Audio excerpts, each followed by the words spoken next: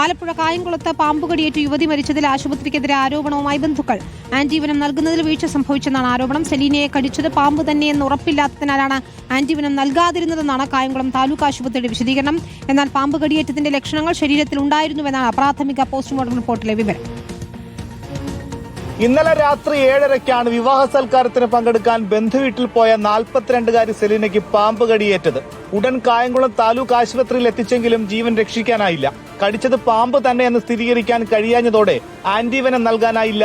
പാമ്പ് കടിച്ചതിന്റെ ലക്ഷണങ്ങൾ ശരീരത്തിലില്ലായിരുന്നുവെന്നും ചികിത്സയിൽ പിഴവില്ലെന്നും ആശുപത്രി RMO ഡോക്ടർ ശ്രീപ്രസാദ്. അതായത് ഈ പാമ്പിന്റെ വിഷബാധ ഏറ്റിട്ടുള്ള രോഗലക്ഷണങ്ങൾ രോഗിക്ക് ഉണ്ടായിട്ടില്ല. അപ്പൊ രോഗലക്ഷണങ്ങൾ ഇല്ലാത്തതുകൊണ്ട് തന്നെ ASV നൽകാനായിട്ട് സാധിക്കത്തില്ല.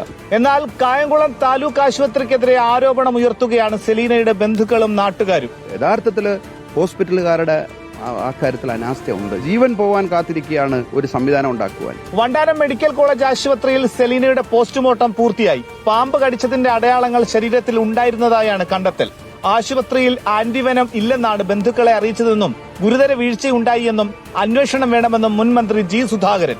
ആന്റിവനം ഉണ്ടായിട്ടും അത് ഉപയോഗിച്ചില്ല എന്നുള്ളത് ഗുരുതരമായ കുറ്റം ഇല്ലെന്നാണ് ആദ്യം അറിയുന്നത്. അപ്പോൾ ഉണ്ടായതെന്ന് അവർ തന്നെ പറയുന്നത്. അത് ഗവൺമെന്റ് അന്വേഷണ നടപടി ഉണ്ടാവണം. വലതു കണങ്കാലിൽ കടിയേറ്റ് പാടുകളുണ്ട്.